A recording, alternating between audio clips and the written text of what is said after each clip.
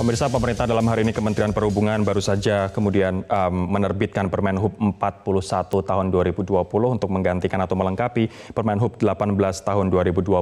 Nah, dari Permenhub 41 tahun 2020 tersebut diturunkan dalam bentuk surat edaran Menteri Perhubungan yang ini mengatur pelonggaran kapasitas maksimal dari sejumlah moda transportasi. Anda bisa saksikan sejumlah moda transportasi, salah satunya adalah misalnya kereta api, begitu ada pengoperasian yang bertahap begitu dari waktu ke waktu. Kalau misalnya sebelumnya kapasitasnya pemirsa adalah 50,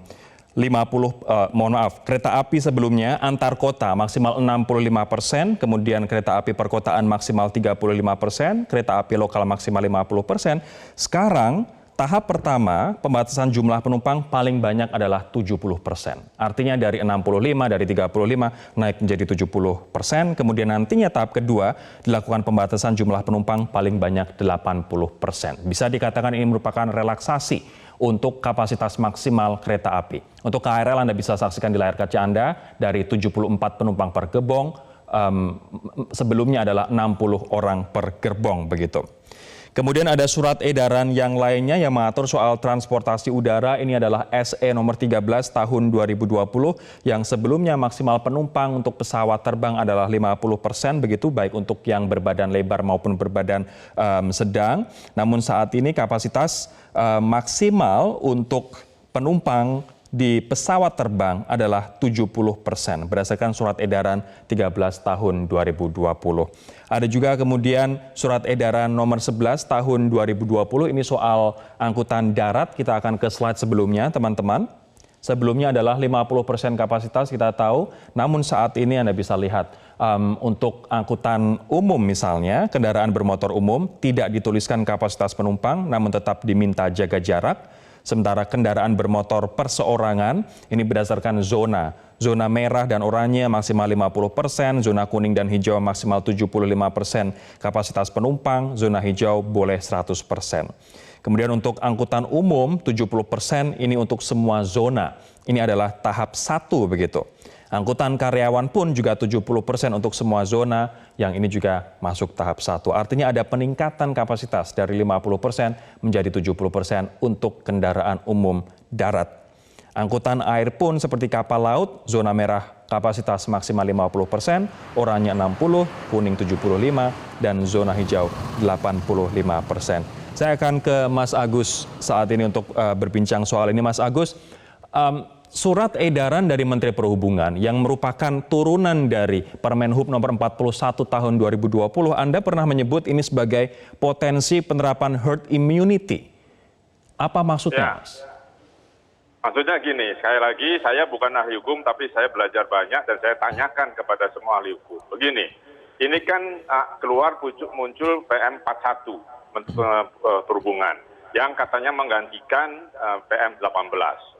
Saya sudah baca berapa kali, saya nggak paham itu isinya. Karena ada selipan 14A, pasal 18A, dan seterusnya. Lalu bagaimana menindak ini? Karena kita nggak ngerti jalannya, oh ada SE. Nah, di sini persoalannya. SE itu bukan produk perundang-undangan. Saya bertanya pada Pak Menhu, apakah bisa SE yang tidak diatur di Undang-Undang 12 tahun 2011 tentang pembuatan tata cara peraturan perundang-undangan itu bisa dipakai untuk acuan? SE itu sifatnya kan internal. Di Kementerian Perhubungan saja, SE-nya gugus tugas jadi gugus tugas saja. Karena itu kalau zaman kita kuliah dulu namanya majalah dinding. Ya, jadi untuk pengumuman saja. Nah, ya, SE itu seperti majalah dinding begitu ya? Iya. Nah, sekarang untuk mengatur keluar, itu tidak bisa harusnya. Nah, saya mohon bantuan kalau ada nanti para ahli hukum yang tolong berikan pencerahan. Setahu saya itu bukan produk hukum. Nah, baik. Apa hubungan dengan herd immunity? Ya, karena menjadi tidak diatur ya herd immunity kan. Ya enggak, orang menjadi tidak diatur, bingung aja. Kasihan operator. Bagaimana bisa menentukan dasarnya pemerintah memberikan kewenangan 65%, 70%, 50%, itu dasarnya apa? Ingat ini pandemi. Jadi harus ada scientific evidence untuk melakukan membuat kebijakan, tidak bisa Mas asal Agus saja. Tapi kalau misalnya Anda dikatakan tadi bisa herd immunity begitu, tetap masih diatur diatur jaga jaraknya. Walaupun saya pun juga membayangkan 70% misalnya untuk mengatur jaga jarak 1,5 meter itu juga susahnya minta ampun pasti untuk kendaraan baik itu pesawat maupun bus begitu. Tapi apa sebenarnya menurut Anda tujuan dari pemerintah mengeluarkan Permenhub ini? Apakah ini misalnya, saya nggak tahu, apakah ini misalnya desakan dari pengusaha transportasi ataukah ini misalnya memang untuk menggelorakan kembali roda ekonomi atau seperti apa, Mas? Ya, semuanya betul. Tingkatnya begitu kan kalau kita tahu PSBB, itu kan harusnya tidak boleh kemana-mana kemarin. Nah, yang tidak boleh kemana-mana, yang tidak punya penghasilan kan dikasih pemerintah makanan. Berupa bansos yang terus bermasalah. Nah, untuk itu tidak lalu dikasih transisi. Oke, bagus transisi tidak langsung PSBB-nya dicabut. Nah, tetapi sekali lagi pengaturannya itu mesti jelas. Ini soal nyawa manusia. Jadi sebaiknya paling rendah diatur oleh Permen. Pelaksanaannya. Kalau perlu di atasnya, mau Kepres kayak, mau PP, tapi Permen saja cukup. Jangan diatur di SE. SE itu bukan produk hukum. SE itu untuk mengatur internal di kementerian atau lembaga. Jadi kalau nanti operator tidak mengikuti SE, harusnya tidak apa-apa, itu bukan produk hukum. Itu berlaku di lingkungan Kementerian Perhubungan, Kementerian Kesehatan, Kementerian apapun.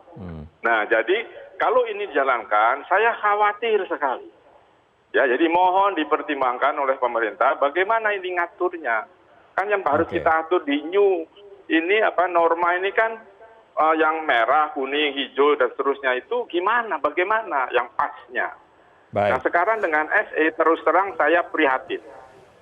Anda prihatin ya, dan Anda melihat ini sebagai potensi penerapan herd immunity dan menganggap SE tidak lebih dari sekedar majalah dinding. Saya akan ke Pak UU sekarang. Pak UU, apakah kemudian pelonggaran transportasi ini justru malah kontraproduktif terhadap upaya Provinsi Jabar untuk memerangi COVID-19, padahal saat ini sudah bisa dikatakan sebagian besar wilayah Jabar sudah tidak zona merah lagi? Di satu sisi, kami sebagai pemerintah daerah harus patuh kepada pemerintah pusat. Apapun keputusannya kami harus melaksanakan. Tetapi kalau surat edaran yang sekarang, ini belum menjadi produk hukum di kami. Kami, pemerintah Provinsi Jawa Barat masih menggunakan SK atau keputusan Pak Gubernur yang sebelumnya, yang masih menggunakan 50%. Kemudian jalan-jalan protokol yang dulu ditutup sekarang sudah dibuka, tetapi ada checkpoint di tempat-tempat strategis kepada masyarakat yang lewat. Ini juga permohonan maaf kepada masyarakat kalau ada kemacetan di titik-titik tertentu, karena memang ini untuk bersama atau untuk kemaslahatan kita semua. Adapun 70% ataupun 90% dan yang lainnya, ini semua sebenarnya tiada lain apa yang disampaikan Bapak adalah untuk betul menggairahkan ekonomi. Di Jawa Barat, mau 90%, 70% kita akan mengikuti, tetapi sampai hari ini kami belum membuat keputusan yang baru, masih keputusan yang lama ke 50%. Ini kontraproduktif tidak Pak UU? Sebenarnya kalau di Jawa Barat itu sendiri, karena sedang AKB. AKB kan ini adalah salah satu cara untuk membiasakan masyarakat dan akan kembali kepada normal. Sebenarnya ini sesuai dengan wilayah Jawa Barat ini gitu. Ada perubahan-perubahan tertentu untuk menggairahkan kembali kehidupan ekonomi, kehidupan bermasyarakat. Tidak kontraproduktif menurut kami. Ini wilayah Jawa Barat. Kan di Jawa Barat tidak kontraproduktif untuk Jabar ya? Lagi. Untuk Jabar tidak. Karena sekarang daerah sudah kuning dan biru. Biru sudah menuju ke hijau, yang daerah kuning sudah menuju ke biru. Ini Jawa Barat. Kan sekarang 0,62% reproduksinya, di bawah 1%. Baik, saya akan ke Mas Agus, tapi mohon dijawab setelah jeda Mas. Kita beberapa hari terakhir melihat lonjakan kasus luar biasa. 2 hari kemarin saja lebih dari 1.000, hari ini pun 900 lebih penambahan kasus per harinya begitu. Menurut Anda kenapa pemerintah buru-buru? Saya minta pendapat Anda nanti, kami akan kembali sesaat lagi. Kami ingin menyampaikan terlebih dahulu bahwa kami pun telah berusaha untuk mengundang pihak dari Kementerian Perhubungan untuk membahas terkait dengan masalah Permenhub nomor 41 ini, namun tidak ada yang bisa untuk bergabung di forum Prime Talk malam hari ini. Saya akan ke Mas Agus menyambung pertanyaan saya, Mas, kenapa Kemenhub menurut Anda terburu-buru? Begini, tentu ini ada perintah Presiden bahwa ekonomi kan harus jalan. Kita semua paham dan setuju saja. Nah, persoalannya kan harusnya Kemenhub segera mengaturnya dengan baik. Kan yang 18 dan 25 juga sudah saya komentari waktu itu. Jadi itu harus diperbaiki. Saya berharap sekali PM41 itu melengkapi atau memperbaiki isi dari KM 18, tapi ininya new norma. Artinya apa? Bagaimana dengan transportasi di zona kuning, hijau, apapun namanya itu. Ya, ternyata begitu saya baca, waduh ini kok aneh. Oh, begitu saya tanya ke Kemenhub, oh Pak pelaksananya dipakai SE, loh kok pakai SE? SE kan bukan produk hukum. Nah, jadi saya agak kaget, tapi ya sudah terjadi begitu. Jadi kita lihat saja apakah bisa. Nah, ukuran-ukuran tadi itu 60, sekali lagi 70, berapa puluh, itu dasar menghitungnya apa? Oke, pakai protokol kesehatan mungkin. Tapi kan ini pandemi, jadi harus scientific evidence-nya jelas kalau mau. Belum nanti implementasinya ya, Mas? Betul, kan susah. Ini kasihan operator. Saya semalam bincang-bincang dengan beberapa operator juga, mereka bingung menerapkan ini bagaimana. Oke, Padahal Mas ini Agus, kan bukan ini produk hukum. kalau misalnya saya sekarang akan fokus ke udara, Mas. Kita tahu bahwa ada dua kasus penumpang yang positif yang mendarat di Padang dan 13 penumpang di Manado. Mereka tes rapid, hasil rapidnya non-reaktif, tapi begitu di PCR hasilnya positif, Mas. Apa tanggapan Mas soal temuan dua kasus berbeda ini? Begini, di penerbangannya juga lucu. Jadi misalnya kita mendarat di suatu kota yang tidak ada rapid testnya, kan diizinkan di peraturan bahwa dia boleh pakai surat bebas apa namanya itu dari puskesmas dari mana. Tapi bebas oleh influenza, KKP, Mas. Iya, surat influenza. Tapi oleh KKP tidak bisa diterima, jadi tidak jadi terbang dia. Itu yang buat operator juga pusing. Karena ketika tidak jadi terbang kan harus mengembalikan uangnya. Padahal dia sudah beli tiket. Nah, itu banyak sekali sehingga salah satu airline juga sempat memberhentikan karena penumpang sudah banyak, tidak bisa terbang karena persoalan itu. Nah, masa berlakunya uji itu kan juga beda-beda. Yang rapid 3 hari, yang PCR-nya 1 minggu. 7 hari. Nah, ini juga 7 hari, hasilnya baru keluar hari keempat, kan repot juga. Jadi banyak membatalkan itu. Nah, jadi sekarang memang harus diatur lagi bagaimana caranya kekompakan atau keselarasan antara bandara, maskapai, KKP, Airnav dan semua yang terkait di penerbangan. Karena kalau salah satu aja meleset, bisa nggak jalan itu industri penerbangan. Kasihan operatornya, kasihan bandaranya yang dia hidup dari dari penumpang. Tapi kalau misalnya kayak seperti aturan COVID-19 rapid test 3 hari, PCR 7 hari, padahal banyak dokter yang mengatakan bahwa tes itu ya hanya berlaku pada saat itu saja begitu. Karena itu bisa saja kita 3 hari yang lalu negatif, kemudian kita terpapar besoknya atau lusanya ternyata kemudian misalnya saja kemudian reaktif begitu. Dan apalagi kalau misalnya ada daerah yang di situ tidak menyediakan rapid test, bisa surat keterangan dari puskesmas bahwa dia tidak memiliki gejala influenza. Apakah ini kemudian sebenarnya pemerintah berusaha mencari jalan mudah untuk agar roda perekonomian khususnya transportasi ini bisa berjalan atau apa tanggapan Anda, Mas? Iya, saya paham. Pasti yang dicari adalah jalan mudah supaya aman semua dengan baik. Nggak mungkin lah pemerintah mengatur hal buruk, kan tidak mungkin. Tetapi tidak mengantisipasi itu. Tetapi juga tidak mengantisipasi ego sektoralnya jalan juga. Ini kan juga repot. Ada aturan selevel menteri kan ke daerah. Kepala daerah bisa diintervensi dari kementerian mana saja, kan pusing kepala daerah. Oke. Ya, kembali lagi ke penerbangan itu juga tes rapid itu menjadi bisnis loh sekarang, rapid dan PCR.